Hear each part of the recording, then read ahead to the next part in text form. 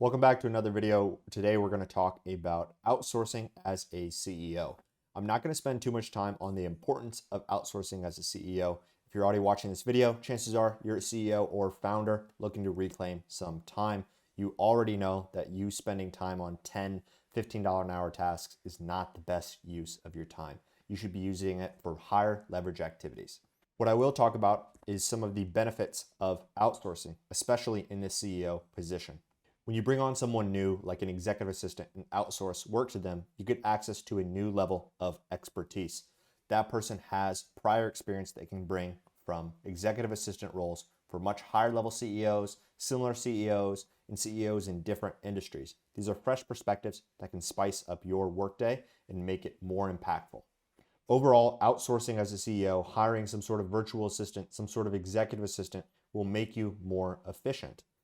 Not wasting time on $10 an hour, $15 an hour tasks is going to make you a better CEO. It will make it easier to lead your company, and overall, you will be more impactful and effective. Some of the things that you can outsource as a CEO to an executive assistant who is trained and highly specialized are calendar management, email filtering, different admin tasks, reminders, travel booking and planning, internal communication, following up on different purchase orders, and invoices, just to name a few of those tasks. Depending on your certain situation, certain tasks are going to be more impactful for you to outsource than others. This is a case-by-case basis. So how do we successfully outsource? There's a few things we can do to mitigate the risk and increase the chances of it going smoothly.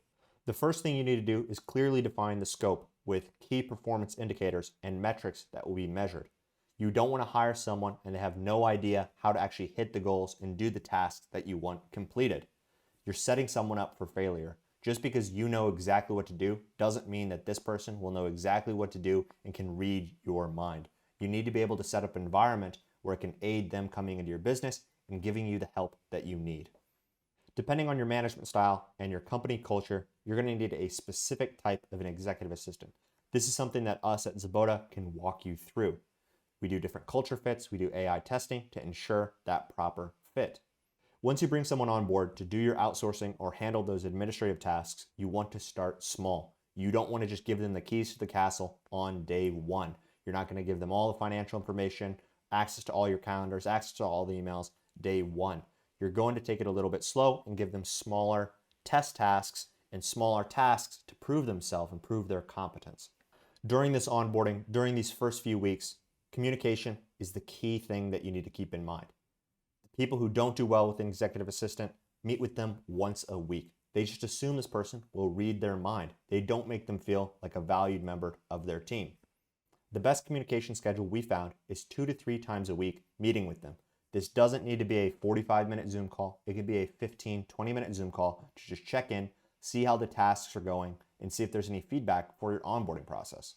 If you have a complicated workflow, a standard operating procedure will make it much easier for the person to get ramped up and onboarded successfully. The standard operating procedure, or SOP, is basically the blueprint for success. We have a couple other videos I'll link in here so you can see how to actually create a standard operating procedure and nail that onboarding perfectly. When vetting and interviewing a possible executive assistant who will handle all those admin tasks, it's important to keep in mind their background. Let's say you're in the financial services niche. You want to find someone who has worked at larger banks or larger financial firms. They're already going to know security. They're already going to be comfortable with compliance. They'll know the lingo. They'll know how to seamlessly fit inside of your company. You don't want to choose someone who was an executive assistant for a marketing agency. That's not going to be the right fit for you if you're a financial services CEO. By making sure the person has the right background experience and experience inside of your niche, it also helps mitigate the security risks. If someone comes in and they do not have background in financial services, it's going to be a lot harder for them to understand the security protocols and the lingo inside of your space. This also is a much higher risk compared to someone who already works inside of that industry. If you have someone who's worked at Deutsche Bank, Credit Suisse, and they come in, they're your EA for your financial services company, they're already going to know that level of security. They're going to be easier to trust. They've already been proven and vetted by these larger Fortune 500 companies.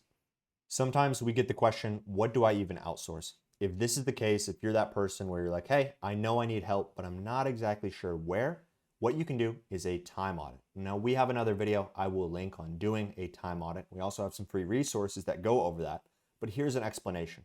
So a time audit is you tracking your time over several days. So it's a little bit tedious, but it's worth it in the long haul. You don't want to hire someone just because you think you need help and then not have them do the right tasks or not have the right tasks identified. You're going to be wasting time and you're going to be wasting money. Basically, as you write down the tasks and when you're doing them throughout the day, you'll get more clarity on what you should be doing, where you're wasting time, what types of tasks need to be eliminated, what should be delegated. It will make everything a lot more clear at that end period of 2 to 3 days later. Usually at the end of the time audit, you'll have 15 to 20 different things on your list. You want to focus or highlight only the things that you can do as that CEO or founder. Then you need to go through the list and figure out what should you not be doing. What are those things that you can just eliminate? Sometimes we all slip up. Sometimes we're wasting time. Maybe we're checking some social media or communicating back and forth via email when that could really be done by an executive assistant, saving us 15 minutes here and there throughout the day. And that really actually adds up. I've been tracking my time for about 8 months now. And so basically what I can do is I can review it and figure out where I'm actually wasting time, what can I delegate, what can I continually offboard to my team so they can handle it, allowing me to focus on those high leverage activities that actually move the needle forward inside of my business. Now, if you're curious about how to find, vet, and source remote talent, we have a free guide for you. It will be linked in the description. If you want someone to handle the whole recruitment process from A to Z and also have a guarantee on their placements, let us know and click the link in the description and book a call to chat. Thanks so much.